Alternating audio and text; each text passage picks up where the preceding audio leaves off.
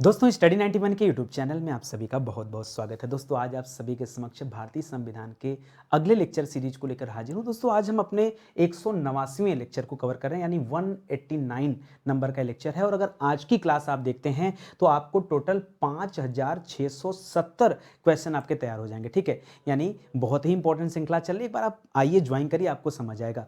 अच्छा, आज जो हमारा टॉपिक है दोस्तों, एक नई टॉपिक की शुरुआत करने चल रहे हैं जिसमें हम पढ़ेंगे सर्वोच्च न्यायालय के बारे में, जिसे हम कहते हैं सुप्रीम कोर्ट। ठीक है, तो सुप्रीम कोर्ट से संबंधित बहुत सारे सवाल आपसे आपकी परीक्षा में पूछे जाते हैं। जैसे कौन कौन से सवाल, तो कुछ स्क्रीन पर सवाल दिए गए हैं कि कार्यकारी मुख्य न्यायमूर्ति की नियुक्ति जो है किस अनुच्छेद में दिया गया है, या उच्चतम न्यायालय की स्थापना और गठन के बारे में कहां बताया गया है, उच्चतम न्यायालय के न्यायिक पुनरीक्षण का कार्य किस देश से लिया गया है, कौन सी व्यवस्था विधि द्वारा शासन के सिद्धांत से संबंधित है। इस तरह के कई सारे सवाल परीक्षा में पूछे जाते हैं। तो एग्जाम्पल है केवल। ठीक है, आइए बातचीत करते हैं और पढ़ना आरंभ करते हैं। ठीक है, ध्यान दीजिएगा, आप लोगों के डिमांड पर ही स्टडी 91 के प्लेटफॉर्म पर कई सारे विषय के फाउंडेशन बैच लॉन्च किए गए, जिसमें मॉडर्न हिस्ट्री का फाउंडेशन बैच है, पॉलिटी का फाउंडेशन बैच है, हिंदी हो गया। कहीं भी आपको डाउट होता है तो आप हमारे इन नंबर पर कॉल करके संपर्क कर सकते हैं। सीधे आते हैं अपने चैप्टर पर और बातचीत शुरू करते हैं। तो परीक्षा में जो सवाल बनता है दोस्तों, बहुत ध्यान से पढ़ेगा। सवाल क्या बनते हैं?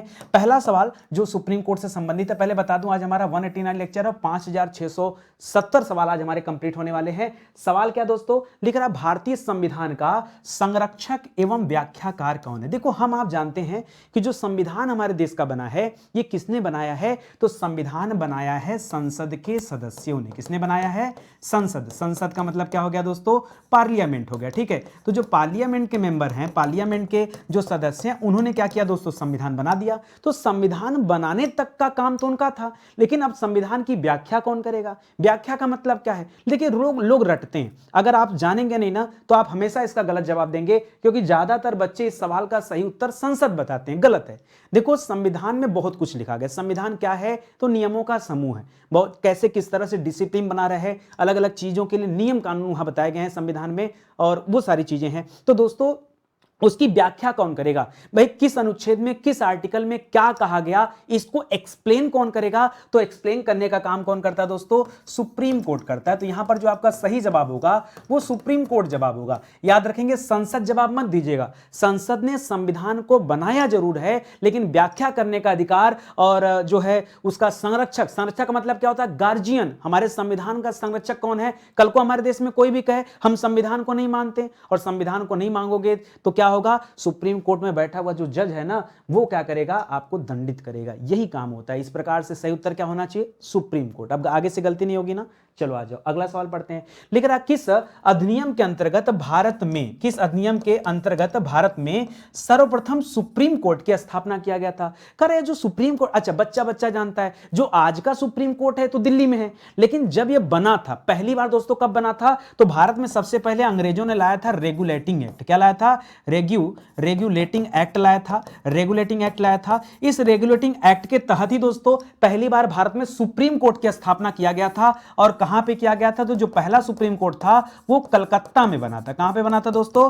पहला सुप्रीम कोर्ट कहां बना था? कलकत्ता में बना था। ठीक है, और कब बना था दोस्तों? तो याद रखेंगे, सन 1773 ईस्वी में बना था। ये आज की बात नहीं है, सैकड़ों साल पहले यह सुप्रीम कोर्ट कलकत्ता में बना था। ठीक है, उसके बाद अब जाकर के इसे दिल्ली में शिफ्ट कर लिया गया है, यह आप ध्यान में रखेंगे। अगला सवाल, संविधान के किस भाग में संघीय न्यायपालिका का उल्लेख है? दोस्तों, जब आप भाग 1 पढ़ते हैं तो भाग 1 में हम लोगों ने क्या पढ़ा? संघ एवं राज्य विस्तार के बारे में। भाग 2 में हमने पढ़ा नागरिकता के बारे में। भाग 3 में हमने पढ़ा मूल अधिकार के बारे में। भाग 4 में हमने पढ़ा राज्य के नीति निषेध तत्व के बारे में। भाग 4 का जो हमने पढ़ा दोस्तों, वहां पढ़ा दोस्तों मूल कर्तव्य के बारे में। भाग 5 में पढ़ा किसके बारे में?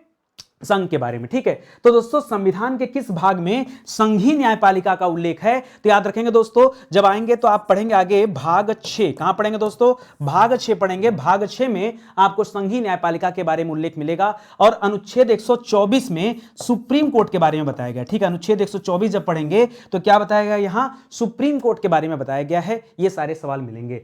लिख रहा है, उच्चतम न्यायालय की स्थापना और गठन। दोस्तों, अगर पूछे हम कि कभी सवाल आए परीक्षा में कि उच्चतम न्यायालय, देखिए उच्चतम न्यायालय को ही हम सुप्रीम कोर्ट कहते हैं, ठीक है, क्या कहते हैं, सुप्रीम कोर्ट कहते हैं, या फिर इसे हम क्या कहते हैं, सर्वोच्च न्यायालय कहते हैं। क्या कहते हैं, सर्वोच्च न्यायालय कहते हैं। आपसे सवाल पूछे कि सर्वोच्च न्यायालय का गठन और इसके स्थापना ये किस अनुच्छेद में दिया गया है, तो क्या बताएंगे दोस्तों, अभी अभी थोड़ी देर पहले मैंने बताया कि अनुच्छेद 124 में बताया गया। कहां बताया गया है, अनुच्छेद 124 में इसके बारे में बताया गया, तो ये भी आप याद रखेंगे। अगला सवाल दोस्तों, अच्छा अनुच्छेद 123 क्या है, बड़ा इंपॉर्टेंट अनुच्छेद है अनुच्छेद 123। अनुच्छेद 123 बताता है राष्ट्रपति के द्वारा अध्यादेश लाने के बारे में। किसके बारे में, राष्ट्रपति के द्वारा जो अध्यादेश लाया जाता है उसके बारे में कौन बताता है, अनुच्छेद 123 बताता है, ठीक है। यानी जब कभी संसद सत्र में नहीं रहती है और अचानक से हमारे देश में किसी कानून की जरूरत पड़ जाए तब राष्ट्रपति अध्यादेश जारी करता है, वो सारी बातें अनुच्छेद 123 में है और 124 में सुप्रीम कोर्ट के बारे में हम लोग पढ़ते हैं, ठीक है। अगला पढ़िए, न्यायपालिका को संविधान का संरक्षक कौन बनाता है। संरक्षक मतलब क्या हो गया, अपने भाषा में इसे कहेंगे हम गार्जियन। क्या कहेंगे दोस्तों, गार्जियन। सवाल दे रहा दोस्तों कि जो न्यायपालिका है, न्यायपालिका मतलब क्या हो गया, चाहे आप सुप्रीम कोर्ट की बात करिए चाहे हाई कोर्ट की बात करिए, इन्हीं को दोस्तों न्यायपालिका समझा जाता है। तो न्यायपालिका को संविधान का गार्जियन दोस्तों कौन बनाता है, किसने कहा कि गार्जियन है दोस्तों, तो याद रखेगा हमारे देश में जो न्यायिक समीक्षा आई थी ना उसके तहत दोस्तों ये माना गया, ठीक है। किसके तहत, न्यायिक समीक्षा। न्यायिक समीक्षा को इंग्लिश में क्या कहते हैं, इसे कहते हैं जुडिशियल रिव्यू। क्या कहते हैं, जुडिशियल रिव्यू कहते हैं। पहले दोस्तों हमारे देश में के संविधान में जुडिशियल रिव्यू जिसे न्यायिक पुनरीक्षण कहते हैं ये कॉन्सेप्ट नहीं था। हमने अमेरिका को देखा उनके देश के संविधान में तो ये जो है न्यायिक समीक्षा है, यानी कुछ बातों की समीक्षा अलग से। भाई जब संविधान बना था, हो सकता तब संविधान बनाने वाले लोगों के दिमाग में बातें न रही हों, जरूरत के हिसाब से आगे समय बढ़ता गया, चलता गया। आज आजादी के 77 साल हो चुके हैं, तो दोस्तों हो सकता है कि अब हमें जरूरत महसूस हुई हो। तो दोस्तों होता क्या है कि दूसरे देश के संविधान में व्यवस्थाएं थी, अमेरिका के संविधान में, तो न्यायिक समीक्षा का जो सिद्धांत है वो भारत ने अमेरिका के संविधान से ग्रहण किया है और वही दोस्तों बताता है कि भारत में गार्जियन दोस्तों संविधान का कौन है, सुप्रीम कोर्ट गार्जियन है, ये वहीं से निकल कर आता है, ठीक है। अगला सवाल लिख रहा, वर्तमान में सर्वोच्च न्यायालय में मुख्य न्यायाधीश सहित न्यायाधीशों की कुल संख्या कितनी है। ये जो सुप्रीम कोर्ट है, बहुत सिंपल सा सवाल दे रहा, सुनिएगा। ये जो सुप्रीम कोर्ट है जो दिल्ली में है, वहां कितने जज बैठते हैं, ठीक है, नंबर बताना है, कितने जज वहां बैठते हैं। पूरे देश की व्यवस्था देखने के लिए अकेले जो सुप्रीम कोर्ट बैठा है, यहां पर कितने जज हैं दोस्तों, और भी किसके साथ, यहां लिख रहा है दोस्तों जो मुख्य न्यायाधीश है जिसे हम चीफ जस्टिस कहते हैं, चीफ जस्टिस ऑफ इंडिया, उसके साथ याद रखेगा कुल संख्या है 34। कितने लोग हैं दोस्तों वहां पर, कुल 34 लोग हैं। याद रखेगा 33 सामान्य हैं और एक जो हो गया चीफ हो गया, चीफ यानी जो मेन है जिसे सीजेआई कहते हैं, ठीक है, CJI chief justice of India कहते हैं। तो कुल संख्या हो गई 34। अच्छा ये अभी 34 नहीं था, कुछ दिन पहले दोस्तों इसमें विस्तार हुआ है। 2021 से पहले अगर आप देखेंगे, कब से पहले, 2021 से के पहले देखेंगे तो दोस्तों ये संख्या जो सुप्रीम कोर्ट में आप आज जो 34 पढ़ रहे हैं वो संख्या कितनी थी दोस्तों, 31 थी। 30+1 यानी 30 जज हुआ करते थे और एक चीफ जस्टिस हुआ करते थे। अब जरूरत के हिसाब से संख्या बढ़ा दी गई है, यानी 30 की बजाय क्या हो गए, 33 हो गए हैं। तो क्या हो गया दोस्तों, इस प्रकार से 3 लोगों की वृद्धि कर दी गई है, ठीक है। इसको भी याद रखेगा, सवाल पूछ सकता है कि कब वृद्धि हुई है, तो उसे भी ध्यान में रखेंगे। आगे बढ़िए, लिख रहा है संविधान के मूल रूप से मुख्य न्यायाधीश के अतिरिक्त कितने न्यायाधीशों की व्यवस्था सर्वोच्च न्यायालय में की गई थी। अच्छा इस प्रश्न को पहले अपने भाषा में समझिए। कई बार क्या होता है ना कि प्रश्न हमें इतने कठिन दिखते हैं कि हम टेंशन में आ जाते हैं कि प्रश्न पूछ क्या रहा है। प्रश्न ये पूछ रहा है कि जब हमारा संविधान बना था उस समय कितने जज हैं। हमने तो पढ़ा ना कि आज 34 है, हमने क्या पढ़ा, हमने पढ़ा कि वर्तमान में कितने हैं, वर्तमान में कितने हैं, तो हमने पढ़ा वर्तमान में 34 हैं। हमने पढ़ा 2021 में कितने थे, 2021 से पहले दोस्तों कितने थे, तो हमने पढ़ा 2021 से पहले कुल मिला के 31 थे। तो दोस्तों ये तो तब की व्यवस्था है ना, जब हमारा संविधान बना था उस समय कितना था, तो लिख रहा है कि मुख्य न्यायाधीश के अतिरिक्त, ध्यान दीजिएगा अतिरिक्त, तो उनके अतिरिक्त दोस्तों 7 थे। यानी कुल संख्या कितनी थी दोस्तों, कुल संख्या रही होगी 8। कितनी रहेगी, एक मुख्य को जोड़ देंगे तो कितनी रहेगी 8, ऐसे कितने थे 7 थे, ठीक है। जो 7 उस समय था आज वही 7 क्या हो गया 33 में बदल गया है, यही आपको ध्यान देना। तो फिगर समझिए, परीक्षा में देखिएगा सवाल क्या पूछ रहा है। उच्चतम न्यायालय में न्यायाधीशों की संख्या में वृद्धि करने का अधिकार किसे। सवाल ये कर रहा है कि सुप्रीम कोर्ट में कितने जज रहेंगे। आज 34 हैं, कल को कहा जाए 40 हो जाएंगे, 50 हो जाएंगे, कोई कहे 100 हो जाएंगे। भाई ये डिसाइड कौन करेगा, ये डिसाइड करती संसद। कौन डिसाइड करती दोस्तों, ये संसद डिसाइड करती कि सुप्रीम कोर्ट में जजों की संख्या कितनी होगी, क्योंकि संसद का काम ही क्या है दोस्तों, देश के लिए कानून का निर्माण करना, और न्यायपालिका का काम है कि कानून का पालन जो न करे उसको दंडित करना। सिंपल सी व्यवस्था है, एक व्यवस्थापिका है, दूसरा न्यायपालिका है, ठीक है। तो व्यवस्थापिका क्या करती, कानून बनाने का काम करती है, न्यायपालिका उसको पालन कराने का काम करती है, ठीक है। तो यहां उत्तर क्या हो जाएगा, संसद, कि संसद चाहे तो संख्या बढ़ा सकती है और संसद चाहे तो संख्या घटा भी सकती है, ठीक है।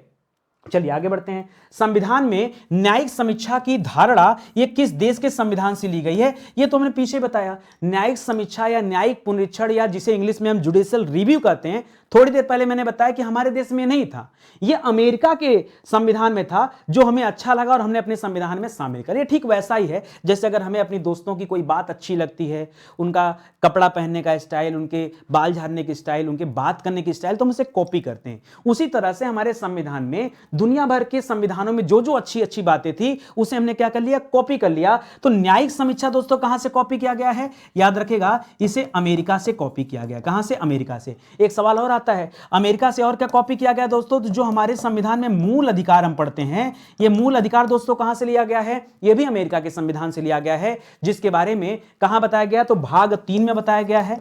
भाग 3 में बताया गया है, अनुच्छेद 12 से लेकर अनुच्छेद 35 के बीच में इन मूल अधिकारों की चर्चा की जाती है, वहां पे हम लोग इसके बारे में पढ़ते हैं, ठीक है। चलिए आगे बढ़ते हैं, अगले सवाल पर आते हैं। लिख रहा है, किस देश की संवैधानिक विधि व साधारण विधि में अंतर नहीं है, ठीक है। संवैधानिक विधि का मतलब क्या होता है, जो संविधान में वर्णित है, जो संविधान में वर्णित है, ठीक है। देखिए दो तरह की बातें होती है, देखो सब चीजें दुनिया में तो बहुत सारा कानून है, आप हमारे देश की बात करो, हमारे देश में बहुत सारा कानून है कि नहीं। चोरी के लिए अलग कानून है, विद्यालय के लिए अलग कानून है, सड़कों के लिए अलग कानून है, यातायात के लिए अलग कानून है, रेलवे के लिए अलग कानून है, शिक्षा के लिए अलग कानून है, पर्यावरण के लिए अलग कानून है, ऐसे बहुत सारे कानून हमारे देश में। हर चीज तो संविधान में लिखी नहीं जा सकती, तो जो संविधान में है, वर्णित है, उसी को संवैधानिक विधि कहते हैं। और साधारण विधि दोस्तों जो अलग से कानून बने हैं, जो अलग से कानून है, ठीक है, कानून बने हैं, उन्हें क्या कहते हैं, उन्हें साधारण विधि कहते हैं। लिख रहा है इसमें अंतर नहीं, किस देश की बात कर रहा है, तो ब्रिटेन देश में दोस्तों इन दोनों चीजों में अंतर नहीं रखा गया, ब्रिटेन में, ठीक है। हमारे देश में तो अंतर है, अगर आपसे पूछे क्या हमारे देश में अंतर है, बेशक है। अरे हमारे देश में सब चीज संविधान में थोड़े लिखा है, ठीक है, कुछ चीजें अलग से कानून बना के भी बताई गई हैं, इस प्रकार से आप इसे याद रखेंगे। न्यायपालिका द्वारा बनाए गए कानून को कहते क्या है, कह रहा न्यायपालिका जो कानून बनाए। वैसे हमने तो पढ़ा सर कि कानून कौन बनाता है, कानून तो सर व्यवस्थापिका बनाती है, ठीक है। कौन बनाता है, व्यवस्थापिका बनाती है। और व्यवस्थापिका में दोस्तों हम किसके बारे में पढ़ते हैं, हम संसद के बारे में पढ़ते हैं। तो जब न्यायपालिका कोई कानून बनाती है तो उसे हम क्या कहते हैं दोस्तों, उसे हम कहते हैं न्यायिक निर्णय। क्या कहते हैं, न्यायिक निर्णय। होता क्या दोस्तों, कई बार आप देखते हैं कि जज किसी केस को देखते देखते उसको कुछ ज्ञान होता है तो कुछ फैसला देता है, वो फैसला अलग होता है, उस फैसले को हमारे संविधान में, हमारे कानून की किताबों में कोई जगह नहीं मिली होती है, लेकिन दोस्तों तब हम उस फैसले को मानते हैं क्योंकि जज ने जो कह दिया वही बात सर्वे सर्वा है, उसको पूरे देश को मानना है। तो न्यायिक निर्णय निकल कर आता है, ठीक है, न्यायिक निर्णय निकल कर आता है, और ये न्यायपालिका के द्वारा बनाया गया कानून है। वैसे तो कानून बनाने का काम कौन करती है, संसद करती है। लिख रहा भारतीय नागरिकों के समान विदेशियों को, ठीक है, कौन सा अधिकार प्राप्त है, जिस प्रकार से भारतीय, देखिए जो भारत के नागरिक हैं उन्हें भारत में जितने तरह के कानून हैं, जितने तरह के अधिकार हैं, वो तो सब मिले हैं। अगर हम इनकी बात करें तो इनको दोस्तों समस्त मूल अधिकार दिए गए हैं, समस्त मूल अधिकार ये भारतीयों को दिए गए हैं। कहां से कहां तक, अनुच्छेद 12 से लेकर अनुच्छेद 35 तक में सभी मूल अधिकार दिया गया है। लेकिन उसी के समान विदेशियों को दोस्तों कौन सा अधिकार प्राप्त है, तो विदेशियों को केवल विधिक अधिकार प्राप्त है। क्या है दोस्तों, विधिक अधिकार प्राप्त है। मतलब दोस्तों उनके लिए सब चीजें नहीं है, कुछ चीजें उन्हें छूट दिया गया है, हर चीजों में नहीं दिया गया है, ठीक है। इसको याद रखेंगे, तो विधिक अधिकार ये शब्द याद रखेंगे। कौन सी व्यवस्था विधि द्वारा शासन सिद्धांत के विपरीत है, ठीक है। कौन सी व्यवस्था विधि द्वारा शासन, अच्छा विधि द्वारा शासन ये किस देश से लिया गया दोस्तों, तो ये भी ब्रिटेन के संविधान से लिया गया, ठीक है। ये खासियत हमारे देश में कहां से आया है, विधि का शासन, तो इसे याद रखेंगे। किसके विपरीत है दोस्तों, याद रखेगा, विशेषाधिकार के विपरीत माना जाता है। किसके विपरीत, विशेषाधिकार एवं सुरक्षा के विपरीत दोस्तों इसे माना जाता है कि कौन सा अधिकार, जो विधि द्वारा शासन है उसे माना जाता है। क्योंकि विधि द्वारा शासन में क्या होता है, भारत में रहने वाले जितने भी लोग हैं उन सभी के लिए एक नियम है। ऐसा नहीं कि किसी अलग व्यक्ति के लिए अलग नियम हो, दूसरे के लिए अलग नियम हो, तीसरे के लिए अलग नियम हो, वो बड़े हैं उनके लिए अलग नियम कानून होगा, नहीं, सबके लिए एक नियम है। लेकिन यहीं पर जब आप विशेषाधिकार दे देते हैं, विशेषाधिकार मतलब किसी को विशेष अधिकार दे देना, तब दोस्तों उसके ऊपर तो नियम अलग लागू हो जाएंगे। तो ये थोड़ा सा इस बात की जो है अलग लेकर आता है। यहां पर लिख रहा उच्चतम न्यायालय के न्यायाधीशों के वेतन आदि किस अनुच्छेद में दोस्तों निहित है। सिर्फ आपसे अनुच्छेद पूछा जा रहा है दोस्तों, तो याद रखेंगे अनुच्छेद जो यहां पर है अनुच्छेद 125, ठीक है। हमने पढ़ा 124 में सुप्रीम कोर्ट के बारे में बताया गया और 125 में इनके वेतन के बारे में बताया गया है। अच्छा, कई बार बच्चों के मन में यह भी होता है कि सर कितना पैसा मिलता है, अगर कोई जज बन जाए उसकी सैलरी सर कितनी होती है। तो देखिए, अगर जज में दोस्तों वो मुख्य न्यायाधीश बन जाए, क्या बन जाए, मुख्य न्यायाधीश बन जाए, वो भी कहां का मुख्य न्यायाधीश, भारत का मुख्य न्यायाधीश बन जाए, तो भारत का जो व्यक्ति मुख्य न्यायाधीश होता है उसकी सैलरी होती है 2,80,000 रुपया महीना। कितना होता है, एक महीने में सैलरी को कितना मिलेगा, कितना पैसा, 2,80,000 रुपया मिलेगा। और अगर सुप्रीम कोर्ट में क्या है, वो सामान्य न्यायाधीश है, अगर वह क्या है दोस्तों, सामान्य न्यायाधीश है, तब उसे मिलता है दोस्तों 2.5 लाख रुपया महीना। कितना मिलता है, 2.5 लाख रुपया महीना मिलता है। इस पॉइंट को भी याद रखेगा। यानी अपने देश की बात करें तो सबसे ज्यादा पैसा किसे मिलता है, तो राष्ट्रपति को मिलता है। कितना पैसा मिलता है, 5 लाख रुपया महीना। कितना, जो राष्ट्रपति होता देश को, उसको एक महीना की सैलरी कितनी मिलती है, 5 लाख रुपया। यहां पर कितना दोस्तों, 2,80,000 चीफ जस्टिस के लिए और सामान्य लोगों के लिए 2.5 लाख रुपया महीना, ठीक है। तो इसको भी आप याद रखेंगे। देखिए, स्टडी 91 की बहुत सारी किताबें आई हैं, ठीक है। आप मौका दीजिए, जुड़िए हमारे साथ, आपको लगेगा कि गजब की किताबें हैं। एक बार आप लेके देखिए, बहुत सारी किताबें हैं, समय समय पर लॉन्च होती रहती हैं। ऐसा नहीं कि केवल इतनी ही किताबें हैं, और भी बहुत सारी किताबें। इनको आप ऑनलाइन ऑर्डर कर सकते हैं हमारे वेबसाइट से, एप्लीकेशन से, या फ्लिपकार्ट से ले लीजिए, मीशो से ले लीजिए, अमेजन से ले लीजिए। कहीं कोई दिक्कत हो रही तो इस नंबर पर कॉल करके आप संपर्क कर सकते हैं, ठीक है। आगे बढ़ा जाए, अगला सवाल देखा जाए। अगला सवाल दे रहा है दोस्तों, कार्यकारी मुख्य न्यायमूर्ति। एक कार्यकारी शब्द क्या होता है दोस्तों, कार्यकारी मतलब होता है दोस्तों कि एक मुख्य न्यायाधीश अगर किसी वजह से अपने पद से हट जाए। कैसे हट जाएगा, मान लीजिए जो मुख्य न्यायाधीश उसकी तबीयत खराब होगी, अब वो ऑफिस नहीं जाना उसको, ठीक है, तो उसके स्थान पे किसी दूसरे व्यक्ति को आना पड़ेगा। या मान लीजिए अचानक से किसी न्यायाधीश का देहांत हो गया, एक्सपायर कर गए, तब उनके स्थान पे कोई दूसरा काम करेगा। उसी लिए लिख रहा दोस्तों कार्यकारी मुख्य न्यायाधीश, कार्यकारी मुख्य न्यायाधीश, ठीक है। कार्यकारी मुख्य न्यायाधीश की नियुक्ति के बारे में दोस्तों किस अनुच्छेद में बताया गया है, तो यहां दोस्तों हम लोग पढ़ेंगे। हमने पढ़ा था 124 में सुप्रीम कोर्ट के बारे में बताया गया है, 124 में सुप्रीम कोर्ट के बारे में बताया गया है, 125 में दोस्तों उनके वेतन के बारे में बताया गया है, और उसके बाद दोस्तों 126 जब हम आएंगे लाइन से पढ़ेंगे 126, तो यहां किसके बारे में बताया गया है, यहां बताया गया कार्यकारी न्यायाधीश के बारे में। इसी तरह से तदर्थ न्यायाधीशों के बारे में क्या है, तदर्थ कौन होते हैं दोस्तों, तदर्थ को कहते हैं एड हॉक। क्या कहते हैं, एड हॉक। एड हॉक मतलब क्या होता है समझिए, इसका मतलब ये होता है, जनरली क्या होते हैं न्यायाधीश, न्यायाधीशों के अगर रिटायरमेंट की बात करें, रिटायर होने की बात करें, तो कब रिटायर होते हैं, जब इनकी उम्र हो जाती है दोस्तों 65 साल, ठीक है। तो 65 साल बाद इनको रिटायरमेंट देके घर भेज दिया जाता है। लेकिन हमारे देश में इतना केस पेंडिंग है, इतनी जनता है, हर आदमी तो पहुंचा आज कल अदालत जाके, ठीक है। तो दोस्तों जब कोर्ट में जाता है तो वहां संख्या कम है, और आपने देखा कि सुप्रीम कोर्ट में कुल न्यायाधीश हैं कितने, बस 34 लोग मिलकर पूरे देश की व्यवस्था संभालने में लगे हैं, तो संख्या बहुत कम है ना। तो अब क्या होता है, जब इन लोगों को घर भेजा जाता है ना, तो काम पड़ने पर जब ज्यादा प्रेशर आ जाता है तो इनको वापस बुला लिया जाता है, ठीक है, कि भैया आ जाइए। क्यों इनको वापस बुलाया जाता है, नए को रिक्रूट कर दिया होता, ठीक है। इनको इसलिए वापस बुलाया जाता है, इनके पास एक्सपीरियंस है, इन्होंने बहुत सारा केस देखा, इनके पास जानकारी है, बुद्धि है, सब कुछ है। इसलिए होता है कि नए आदमी को रिक्रूट करेंगे तो पता नहीं उसको क्या आता है क्या नहीं आता है, अगर पुराने वाले को बुलाएंगे तो उसके पास बड़ा एक्सपीरियंस होगा, इसलिए इन्हें एडहॉक कहा जाता है, तदर्थ न्यायाधीश, एडहॉक। करा एडहॉक की नियुक्ति के बारे में दोस्तों कहां बताया गया है, तो आप पढ़ेंगे अनुच्छेद 127 में। कहां पढ़ेंगे, जो अनुच्छेद 127 है वहां इसके बारे में बताया गया है। लिख रहा है संविधान किस अनुच्छेद के अंतर्गत सर्वोच्च न्यायालय को अभिलेख न्यायालय का स्थान प्रदान करता है। अभिलेख न्यायालय क्या है दोस्तों, अभिलेख न्यायालय का मतलब है कि मान लीजिए किसी भी कोर्ट ने कोई डिसीजन दिया था, छोटे कोर्ट ने कोई डिसीजन दिया था, ठीक है, अगर सुप्रीम कोर्ट ने कुछ उस पर डिसीजन दिया वही मान्य होगा, वो सब लोग उसको मानेंगे, इसीलिए उसे अभिलेख न्यायालय कहा गया। मतलब एक होता है ना कि हमने कुछ कहा और किसी ने हमारी बात को टाल दिया, नहीं, सुप्रीम कोर्ट को अभिलेख न्यायालय का दर्जा दिया गया अनुच्छेद 129 के अनुसार, अनुच्छेद 129 के अनुसार, और उसकी बात पूरे देश में कोई भी नहीं टाल सकता, चाहे वो कोई भी हो। तो यहां याद रखेंगे दोस्तों, यहां हम पढ़ेंगे अनुच्छेद 129 के बारे में, ठीक है, ये भी इंपॉर्टेंट है। सारे सवाल आपसे परीक्षा में पूछे जाते हैं, तो इसको बड़े ध्यान से आप देख लीजिए और पढ़ लीजिए। लिख रहा उच्चतम न्यायालय का स्थान जो है किस अनुच्छेद में दिया गया, उच्चतम न्यायालय का स्थान ऐसे कहां हो, तो दिल्ली में है दोस्तों। और ये सारी बातें दोस्तों अनुच्छेद 130 में रखी गई, ठीक है, 130 में लिख रहा है कुछ मामलों में उच्च न्यायालय मतलब क्या हो गया दोस्तों, यहां हाई कोर्ट की बात कर रहा है, किसकी बात कर रहा है, हाई कोर्ट की। कुछ मामलों में उच्च न्यायालय से अपीलों में उच्चतम न्यायालय की अपीलीय अधिकारिता ये किस अनुच्छेद में निहित है दोस्तों, कुछ मामलों में हाई कोर्ट से ज्यादा सुप्रीम कोर्ट के पास दोस्तों ये अधिकारिता आती है, तो ये बताया गया दोस्तों अनुच्छेद 132 में। कहां बताया गया है, अनुच्छेद 132 में। अलग अलग अनुच्छेद इनसे संबंधित हैं, उनको भी आप ध्यान रखेंगे, ठीक है। कर निर्णयों या आदेशों का उच्चतम न्यायालय द्वारा पुनर्विलोकन ये किस अनुच्छेद में बताया गया है, तो दोस्तों सुप्रीम कोर्ट क्या करेगा, किसी भी तरह का कोई डिसीजन होगा, कोई ऑर्डर होगा, तो उसको क्या करेगा दोस्तों, पुनर्विलोकन कर सकता है, उसका रिव्यू कर सकता है। ये कहां बताया गया है, ये बताया गया है अनुच्छेद 137 में। अच्छा, एक चीज और बताना चाहूंगा, एक अनुच्छेद है दोस्तों, अनुच्छेद 136, ये भी बड़ा इंपॉर्टेंट है। अनुच्छेद 136 में दोस्तों विस्तृत वर्णन किया गया है, ठीक है, संविधान से संबंधित दोस्तों इसके सुप्रीम कोर्ट के कार्यों का विस्तृत वर्णन दोस्तों किया गया है। कहां पर, अनुच्छेद 136 में किया गया है, तो आप इसे भी दिमाग में रखिएगा और याद रखेंगे, ठीक है।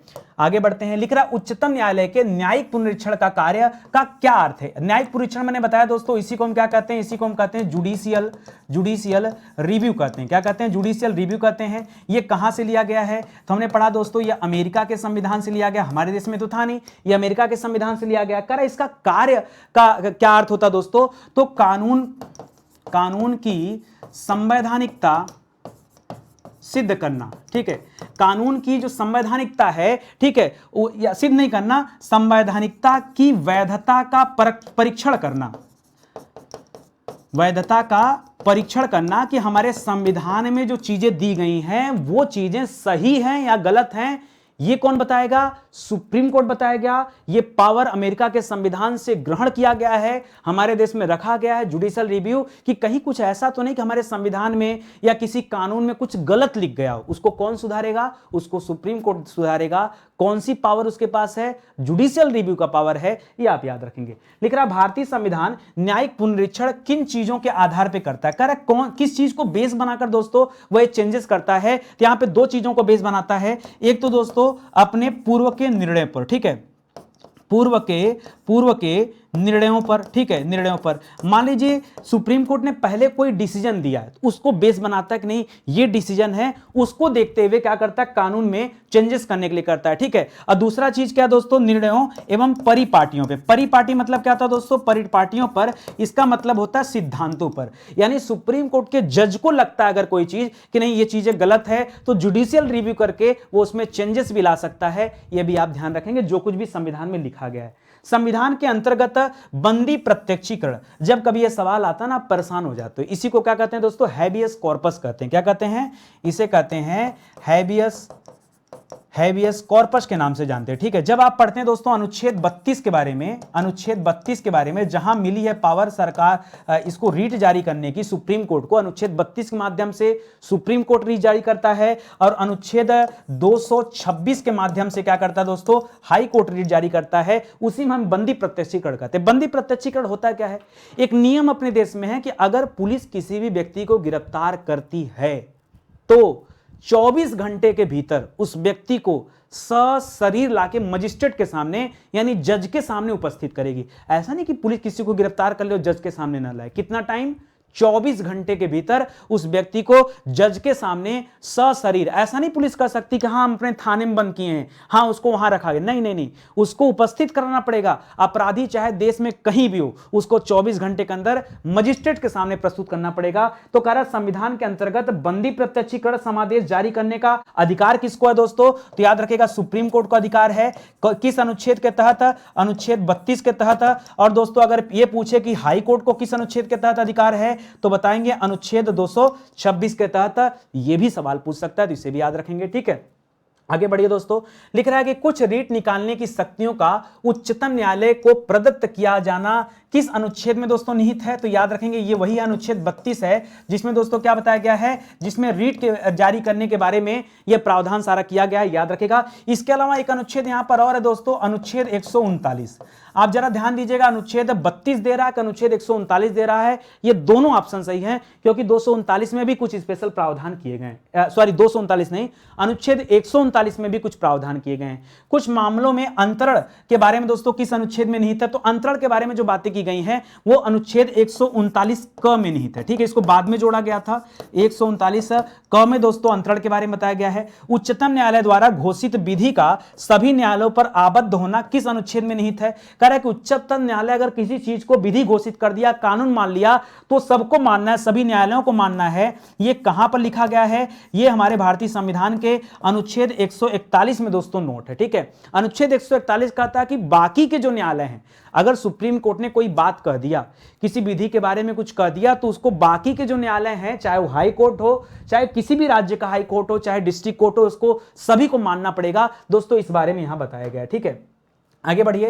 लिख रहा है उच्चतम न्यायालय से परामर्श, उच्चतम न्यायालय से परामर्श। ठीक है, परामर्श मतलब सलाह, परामर्श का मतलब क्या हो गया? सलाह। ठीक है, सलाह करने की राष्ट्रपति की शक्ति दोस्तों एक इस अनुच्छेद में है। तो अनुच्छेद 143 जब आप पढ़ते हैं दोस्तों, इसमें राष्ट्रपति क्या करता है? सुप्रीम कोर्ट के जो न्यायाधीश हैं उनसे दोस्तों परामर्श लेता है, सलाह लेता है। किसी मामले में अगर उसको कुछ जानकारी चाहिए तो सलाह ले सकता है, लेकिन सलाह लेने के लिए बाध्य नहीं है। याद रखिएगा, सलाह के लिए बाध्य नहीं है। ठीक है, सलाह मानने के लिए, सलाह मानने के लिए बाध्य नहीं है। ठीक है, राष्ट्रपति दोस्तों इस सलाह को मानने के लिए बाध्य नहीं, सलाह ले सकता है, उसको लगेगा कि लागू करना चाहिए तो करेगा, नहीं तो नहीं करेंगे। ठीक है, लेकिन जब राष्ट्रपति चाहता है तो कानून या तथ्य के मामले में उनको परामर्श कौन देता है दोस्तों? तो उनको परामर्श देता है दोस्तों सुप्रीम कोर्ट। कौन देता है दोस्तों? सुप्रीम कोर्ट दोस्तों उनको परामर्श देता है। किस अनुच्छेद के तहत देता है? सवाल पूछेगा तो क्या बताएंगे? 143 बताएगा, 143 143 के तहत दोस्तों उच्चतम न्यायालय सुप्रीम कोर्ट परामर्श देता है। प्रशासनिक न्यायाधिकरण के निर्णय में, प्रशासनिक न्यायाधिकरण के निर्णय से असंतुष्ट लोकसेवक कहां जाके अपील कर सकता है? तो याद रखिएगा, कोई भी व्यक्ति अगर कहीं से भी परेशान है तो अंतिम में सुप्रीम कोर्ट जा सकता है, वो यहां जाके अपील करेगा, यहां उसकी बात जरूर सुनी जाएगी। ठीक है, तो याद रखिएगा, अगर प्रशासनिक न्यायाधिकरण की तरफ से कोई चीज आई है सामने और उससे कोई लोक सेवक परेशान है, लोक सेवक का मतलब क्या है? लोक सेवक का मतलब है सरकारी नौकर। लोक सेवक का मतलब क्या है? सरकारी नौकर अगर कोई है, ठीक है, वो परेशान है तो कहां जा सकता है? वो सुप्रीम कोर्ट का दरवाजा जाकर खटखटा सकता है। और देखते ही देखते दोस्तों आज हमारे 30 सवाल कंप्लीट हो गए। ठीक है, बहुत सारे विषय ऐसे हैं जो पूरी तरह से यूट्यूब पर पढ़ा दिए गए हैं, उन्हीं के हैंड नोट्स हैं। आप चाहें तो इसे भी परचेज कर सकते हैं। और भी रिटन नोट्स आ रहे हैं दोस्तों, आप उन्हें हमारे वेबसाइट या एप्लीकेशन पे जब विजिट करेंगे तब आपको दिखेगा। स्टडी 91 बहुत सारी किताबें लॉन्च करता है, कोर्स देता है आपको और ई बुक भी देता है। आप एक बार भरोसा करिए, जुड़िए हमारे साथ, तो आपको खुद लगेगा कि वाकई क्वालिटी वाली चीज़ें हैं। और एक चीज़ और कहना चाहूँगा, जब आप सीक्वेंस में हर एक चीज़ों को पढ़ेंगे चैप्टर वाइज ना, तब आपकी तैयारी बहुत बेजोड़ होगी, जबरदस्त होगी, कहीं आपको कोई कंफ्यूजन नहीं होगा। लेकिन अगर दोस्तों आप बीच बीच से चीज़ों को पढ़ेंगे तो कभी भी आप पूरे विषय को तैयार नहीं कर पाएंगे। इसीलिए कह रहा हूं कि आप स्टडी 91 के साथ जुड़िए और अपनी तैयारी को आगे बढ़ाइए। आज हमारा 189वां लेक्चर था, यानी अगर केवल 150 लेक्चर हमने मॉडर्न हिस्ट्री में कवर किया और 39 लेक्चर 39 लेक्चर ये हमने संविधान में कवर किया। अभी संविधान की क्लास चली रही। ठीक है, तो चलिए मिलते हैं दोस्तों अगले लेक्चर में। तब तक के लिए बहुत बहुत धन्यवाद आपका। जय हिंद, जय Bharat. Thank you so much. एक निवेदन रहेगा आपसे, आप कमेंट जरूर करिएगा, इंतजार करूंगा आपका।